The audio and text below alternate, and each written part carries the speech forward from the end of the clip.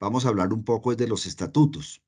Los estatutos de Utradian, pues nosotros los presentamos al Ministerio de Trabajo cuando nos fundamos en el año 2000. Sin embargo, en ese momento el ministerio tenía un sistema donde prácticamente si uno no copiaba el modelo que ellos imponían, eh, no lo aprobaban. Entonces, en ese contexto, pues no nos aprobaron y nos tocó esperar hasta una sentencia de la Corte Constitucional que nos garantizó la libertad estatutaria. Eh, y en esa medida, pues nosotros, por ejemplo, esto fue algo que introdujimos, voló a leer desde esa época, donde es el preámbulo precisamente de la Constitución y lo incluimos acá, y dice, con el fin de fortalecer a los integrantes en la vida, la solidaridad, la convivencia, el trabajo, la justicia, la igualdad, el conocimiento, la libertad y la paz, dentro de un marco jurídico, democrático y participativo que sea garante para una participación política, económica y social de cada uno de sus miembros. La Unión Nacional de Trabajadores y Empleados de la DIAN, Utradian, adopta los siguientes estatutos. Entonces, fíjense que nosotros arrancamos desde la Constitución Política y nuestros principios rectores, pues, son la fuente principal de estos estatutos, los derechos fundamentales consagrados en la Constitución Política de Colombia, los acuerdos internacionales suscritos por el Estado colombiano con la OIT, el sistema internacional de derechos humanos, que inicia con la Declaración Universal de Derechos Humanos, el sistema interamericano de derechos humanos y la jurisprudencia y doctrina. Entonces hacemos pues un marco amplio de lo que significa precisamente nuestros estatutos y en qué contexto es que estamos nosotros. Y ahí pues vamos citando artículos de la Constitución Política, como el artículo 38, que es el derecho de asociación, donde se nos garantiza el derecho de libre asociación para el desarrollo de las distintas actividades de las personas en la sociedad, y dentro de eso pues está el derecho a sindicalizarnos, el derecho a constituir organizaciones sindicales, el derecho a afiliarnos a un sindicato, ¿sí? Un derecho que en el Estado hemos logrado pues con alguna libertad, pero que en el sector privado en Colombia es supremamente difícil ejercer ese derecho. El sindicalismo es visto especialmente en el sector privado todavía de una manera bastante perversa. Nosotros aspiramos a que esa mirada vaya cambiando, ¿sí? Y siempre hemos luchado porque esa mirada cambie. Y entonces en esa medida, pues las empresas luchan en contra o para prohibir que se constituyan las organizaciones sindicales, ¿sí? El artículo 39, pues el derecho de asociación, los trabajadores y empleadores tienen derecho a constituir sindicatos y asociaciones sin la intervención del Estado. Eso es muy importante porque esa es la autonomía de la organización sindical.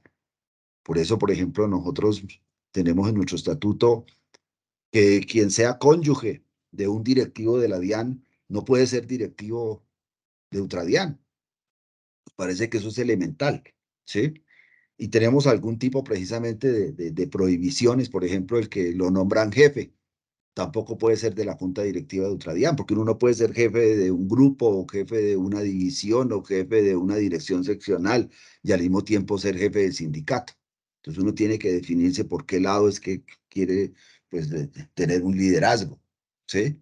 Entonces esas son prohibiciones que hacen parte de nuestro estatuto y que se derivan precisamente de esta libertad del derecho de asociación, porque los trabajadores y empleadores, pues por cada uno por su lado tiene derecho a constituir sindicatos o asociaciones sin intervención del Estado. Su reconocimiento jurídico se producirá con la simple inscripción del acta de constitución. Bueno, pero sobre esta asociación, pues indudablemente eso no significa que no podamos tener afiliados de todos los niveles. Nosotros tenemos afiliados jefes de grupo, afiliados jefes de división, tenemos afiliados hasta subdirectores. Yo creo que es la única organización que tiene 2 subdirectores afiliados, ¿sí? Entonces, eso es distinto a que puedan formar parte de la junta directiva. Bueno, y aquí está precisamente este segundo, digamos, párrafo del artículo 39, donde dice que su reconocimiento se producirá con la simple inscripción del acta de constitución. Esto fue lo que nos garantizó la Corte Constitucional en el momento en que hizo el reconocimiento en ese momento nos denominábamos a Sodian Federativo, eh, de lo que es hoy Ultradian. Después le cambiamos el nombre porque a Sodian, que fue un nombre pues que yo me inventé, se volvió fue famoso y comenzaron a constituir sindicatos con el nombre de Asodian. Entonces eso nos creaba confusión en la gente y por eso todavía por ahí hay un sindicato de los nuevos que se llama Sodian y hay otro también. Entonces nosotros decidimos cambiar el nombre para diferenciarnos precisamente porque en la práctica pues tenemos diferencias, pues somos una organización distinta a lo que promueven dichas organizaciones, hablando con el mayor respeto hacia ellos. Dice que la estructura interna y el funcionamiento de los sindicatos y organizaciones sociales y gremiales se sujetarán al orden legal y a los principios democráticos. Ese es algo muy importante y ahí pues nosotros pues hemos desarrollado los estatutos. Dice que la cancelación o suspensión de la personería jurídica solo procederá por la vía judicial. Esto también es muy importante porque en una época el Ministerio del Trabajo se abrogaba esas competencias. Hoy en día ya eso no, y se necesitó jurisprudencia de la Corte Constitucional para que se nos garantizara este derecho. Se reconoce a los representantes sindicales el fuero y las demás garantías necesarias para el cumplimiento de la gestión. Este tema del fuero, pues aquí a veces, incluso desde que fundamos la organización sindical, eh, pues nosotros fuimos agredidos, tuvimos traslados, tuvimos reubicaciones, sobre todo cuando arrancamos en el primer sindicato que fundamos, y ahí pues vino la protección por la vía de la tutela para garantizarle el derecho precisamente a los compañeros que en ese momento tenían fuero, pues no solo como directivos, sino un fuero de fundadores, ¿sí? Eso se logró vía tutela en su momento. ¿Quiénes no gozan del derecho a asociación sindical? Pues los miembros de la fuerza pública. También el artículo 53 hace parte de nuestro preámbulo. El artículo 53 pues tiene que ver con algo que está por resolverse en este gobierno en este momento y es el Estatuto del Trabajo. La ley correspondiente dice que el Congreso deberá expedirlo. La ley correspondiente tendrá en cuenta por lo menos los siguientes principios mínimos fundamentales. Entonces aquí hay una discusión con el empresariado porque nosotros defendemos una ley ordinaria y ellos pretenden una ley estatutaria. eh, ¿Para qué? Para ponerle restricciones, para no, para buscar, porque la ley estatutaria pues exige mayorías calificadas y entonces en esa medida con eso quieren pues limitar precisamente los derechos de los trabajadores. Por eso y por razones también técnicas, nosotros consideramos que no debe ser una ley estatutaria, sino debe ser una ley ordinaria, o sea, una ley que nos garantice precisamente con este estatuto de trabajo, pues las condiciones a todo el conjunto de los trabajadores en Colombia. Y dentro de estos principios fundamentales, ¿cuáles son? Pues la igualdad de oportunidades para los trabajadores, la remuneración mínima vital y móvil, la proporcional a la calidad y cantidad del trabajo, la estabilidad en el empleo, que es algo que precisamente estamos buscando con el tema de la carrera administrativa. Aquí se nos creó una ilusión de estabilidad en la medida en que no citaban a concursos y en la medida en que pues tenemos compañeros que llevan en la provisionalidad 20 años, entonces se creó una ilusión de estabilidad, ¿sí? Y precisamente una de las discusiones que tuvimos en estos días con todo el tema de la carrera administrativa y el nuevo decreto de carrera administrativa, pues el doctor Jorge Iván Rincón, que es un profesional especializado y muy claro en estos temas, nos explicaba precisamente qué día, pues que aquí el único mecanismo para ingresar al sistema de carreras es el concurso. Esto es muy importante que lo tengamos claro porque es que todavía tenemos gente que dice que no, que es que me hagan un examen especial, que porque yo llevo 20 años. Y de hecho nosotros siempre hemos recogido esas propuestas de los compañeros y las hemos planteado porque son, pues es como el deseo de la gente. Pero la realidad es que no se puede. O sea, el, el, el, el, el, el, eh, hay que adquirir los derechos de carrera. Nosotros incluso intentamos en el Congreso, en algún momento hicimos una reforma laboral, una reforma a todo el sistema de orden legal para que pudiera favorecerse a los provisionales. No se pudo. Después incluso llevamos una reforma constitucional que fue muy importante y también la Corte la declaró pues contraria a la Constitución, ¿sí?